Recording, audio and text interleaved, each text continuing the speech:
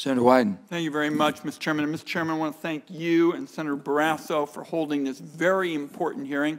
Terrific panel. As Chairman of the Finance Committee, I've been juggling a lot today, but I've been watching little parts of the discussion. It's been terrific. Here's my interest here.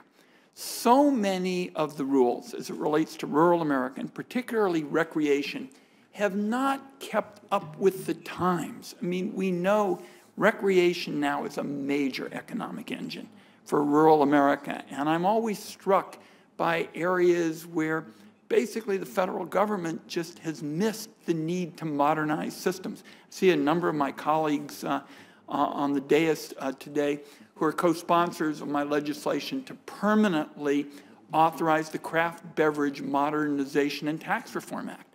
Hugely important for breweries, for example, and restaurants in rural America. We've now gotten it permanent.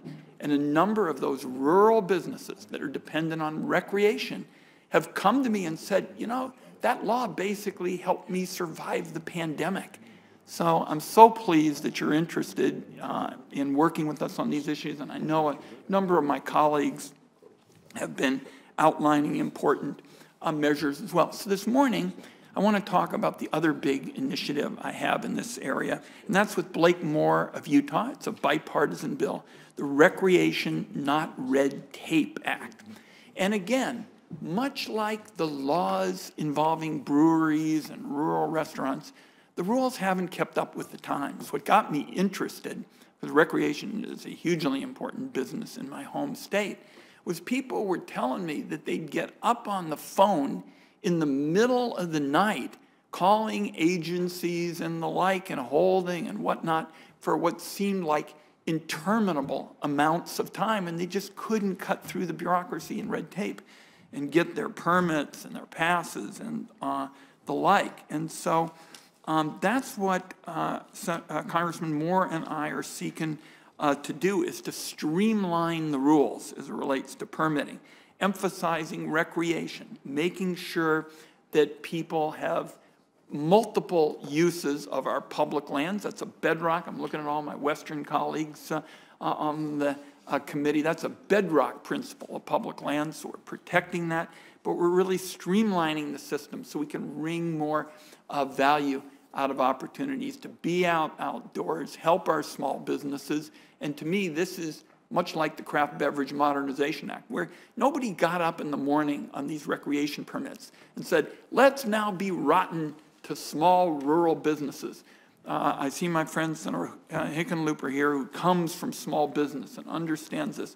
We don't have anybody getting up in these agencies saying they want to be rotten to small businesses. What they do is they get up in the morning and they say, my God, I have this big rule book. And the thing was written kind of in the dark ages.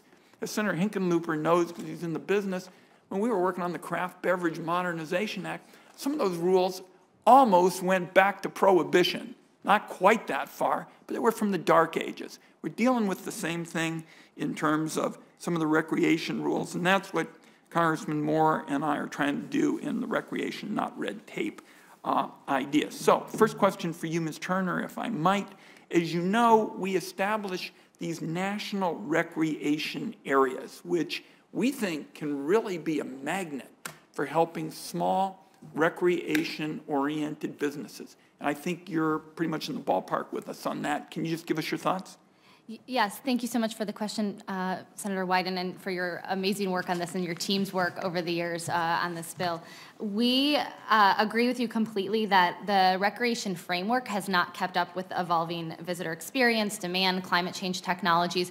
I've heard stories of permits or passes actually being on framework that's more for the extractive industry than, you know, just because there's not tools for our industry. And what the NRA portion of your bill creates is a real tool for agencies during their planning process to look for recreation quality landscapes.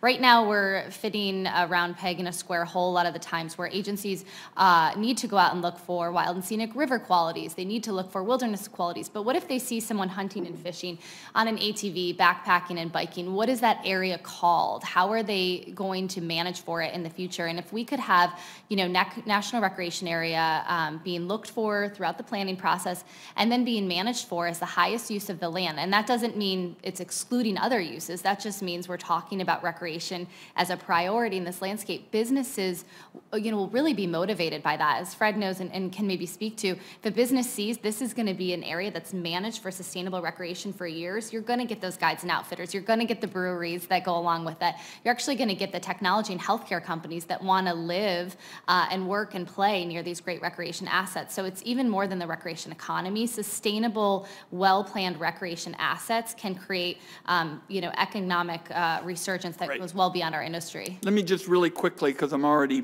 pressing on my time. Question for you, Mr. French, with respect to the Forest Service. What we worked very hard to do, working with the agencies and the like, is to make sure that we didn't affect other multiple uses in existing or future national recreation designations, require the agency to unilaterally go out and do a bunch of different stuff. I would just like to have on the record your assessment, because we worked very closely with you to make sure that the Forest Service isn't going out under this bill to have to manage a bunch of areas that aren't already designated as recreation areas. We wanted to build on the existing system, strengthen the existing system. Could you just speak quickly to that? Yeah, thank you, Senator. And yes, it worked very closely with us, addressed our concerns, and the way that we read it right now, it would be very compatible, wouldn't create those issues. Great. Big thanks, everybody. And I just want you to know, I think some of the work you're doing is just as important as it gets in the rural West, because this is not your grandfather's economy in the rural West. And recreation, huge economic engine, and just wonderful to have you and appreciate the collaboration.